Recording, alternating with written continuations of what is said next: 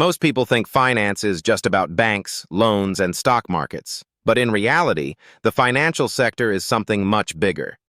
It is the system that manages how money moves across the entire global economy. Without finance, businesses cannot grow, investments cannot happen, and the economy cannot expand. Just like a car needs fuel, the global economy needs finance to keep moving.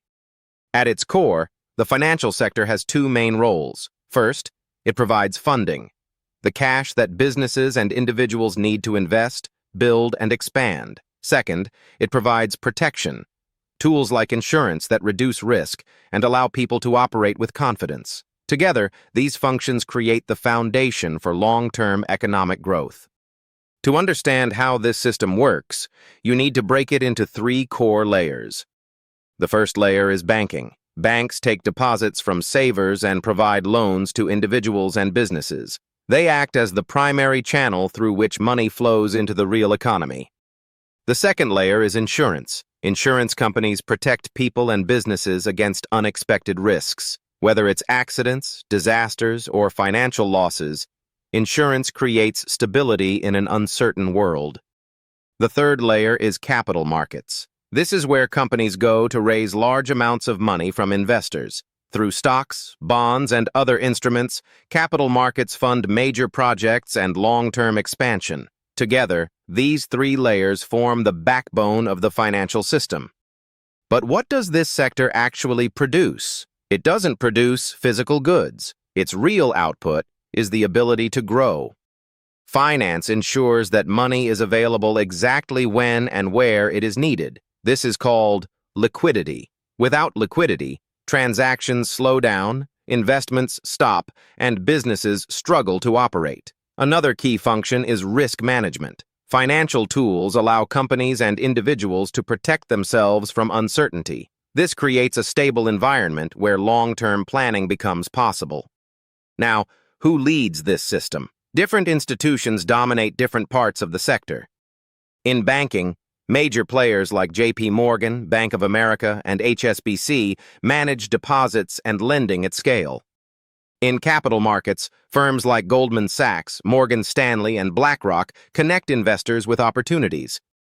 And in insurance, companies like Allianz, AXA, and MetLife provide protection across global markets. Each group controls a different part of the system. No single institution controls everything, and that's what makes the structure so important. Now, let's talk about what drives the financial sector. There are three key forces.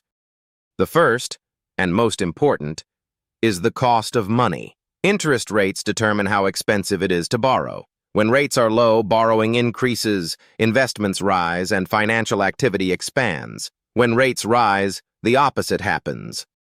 The second driver is confidence. When businesses and consumers feel optimistic about the future, they are more willing to borrow, invest, and take risks. When confidence falls, activity slows down.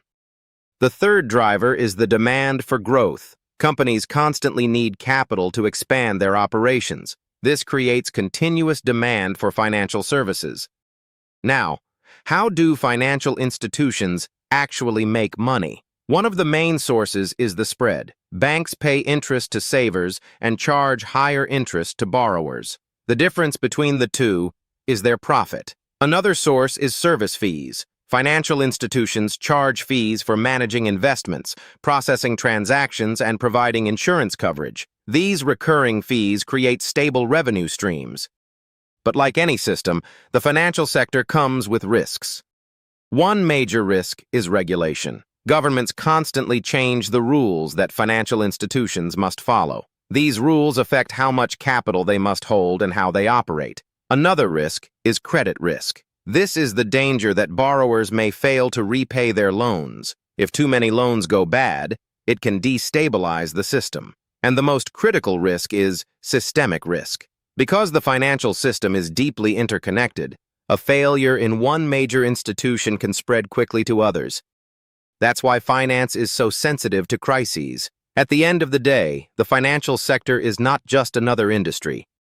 It is the system that powers how money flows through the global economy. Its health depends heavily on interest rates and overall economic stability. And the bottom line is simple. By moving money to where it is needed and managing risk along the way, the financial sector enables the growth of the entire global market. And when finance slows down, growth slows down with it. If you want to understand markets, you have to understand this system. Subscribe to NAVIXA for clear, structured market insights.